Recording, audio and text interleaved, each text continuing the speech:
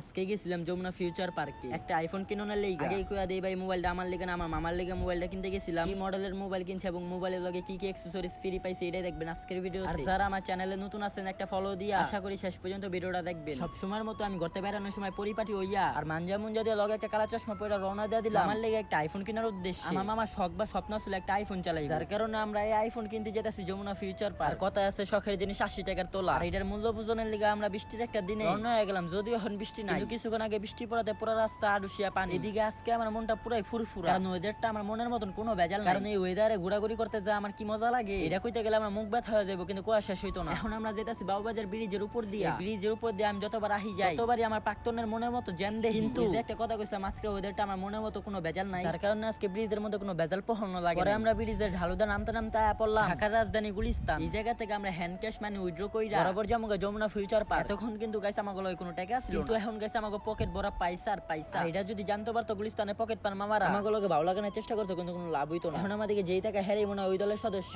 সদস্য মনে করে হান্দা দিতাম। আপনারা কোনটা করেন? এইদিকে একটা লোকাল বাসের মধ্যে ওইটা বাসের হেল্পারের কথা শুনে তো মারা খেয়ে গেল। হেল্পারের কথা হইলো বাসের মধ্যে সব সিটি খালি, এখন পিছের কয়েকটা সিট ব্যতীত কোনো সিটি তো খালি নাই। আপনার হেতি আপনার কথা দিয়ে কথা না রাখলে হেল্পারে কিন্তু আমি কথার বড় খেলাপ করে না। কিন্তু কিছুক্ষণ পরে যদি আমরা বাসের মধ্যে উঠতাম হেগো মতন আমরাও দাঁড়া দাঁড়া যাইতাম। ওই যে দিনটা ছিল বৃষ্টির, নাই কোনো গাড়ি ঘোড়ার চাপ, তাই আমি ইসলাম একটু কিন্তু বাপটা বেশিক্ষণ টিকলো না, কারণ আমি শেষে সিটের মধ্যে বইছি। এই যে দেখেন সিটের মধ্যে বহার পরে ঠিকঠাক মতো সিটের মধ্যে বইতে পারতাছি না। এই জায়গার মধ্যে স্পেস খুবই কম, তার মধ্যে ঠ্যাং দুলা ঠিক মতো রাখতে পারতাছি না। এই নিয়ে খাই গেছি একটু প্যারা, আর মনে মনে করতেছি আল্লাহ এই যাত্রা বাঁচায় না। এদিকে দেখতে দেখতে যেতেছি যমুনা ফিউচার পার্ক। এদিকে রাস্তা নাই কোনো জ্যামজট, যার কারণে বেশিক্ষণ সময় লাগে না। কিছুক্ষণের ভিতরে আমরা বললাম আমাদের সেই গন্তব্য যমুনা ফিউচার পার্ক। এদিকে আইটা যাইতাছে আর মনে মনে কইতাছি কিছুক্ষণের ভিতরে আমার মোবাইলটা কিনালাম। এখনো যারা যারা আমার পেজটা ফলো করো না তাড়াতাড়ি ফলো করে লাও। এদিকে মার্কেটের ভিতরে ঢোকার পরে লিফটের আসা 10 মিনিট ধরে খাড়া রইছে, কিন্তু লিফট খোলার কোনো নাম গন্ধই পাইতাছি না। একটা প্রবাদ আছে না, যেখানে করি তাড়াহুড়া সেখানে হয় দেরি। প্রবাদটা ঠিক আমগো ঘটনা লগে এখন মিলা গেছে। এখন কিতা করা না পারতাছি কইতে না পারতাছি সইতে। মার্কেটের ভিতরে অসংখ্য দোকান দেখার পরে কোন দোকানের মোবাইল পছন্দ হইতাছিল না, আবার দামও বন্তাছিল না। তার মধ্যে আবার মোবাইলের ভিতরে সমস্যাও দেখছিলাম, যার কারণে ফোন ডক্টরের শোরুমে আইলাম। একটা পুরাতন মোবাইল কিনতে হইলে দেখা শুনা কিনতে হইব। 19 থেকে 20 হয়ে গেলে কিন্তু সব টাকাই জ্বলে, যার কারণে ভাইগুলারে কইলাম আমগো ভালো মানের একটা আইফোন 13 দেখাই, কথা মতন ভালো কন্ডিশন এবং পারফরম্যান্স যাতে ভালো পাই এমন একটা মোবাইল দেখাই। তাই কোথায় দেখলাম না ভালো মোবাইল কেনার পরে সবাই ক্যামেরাটা চেক করে,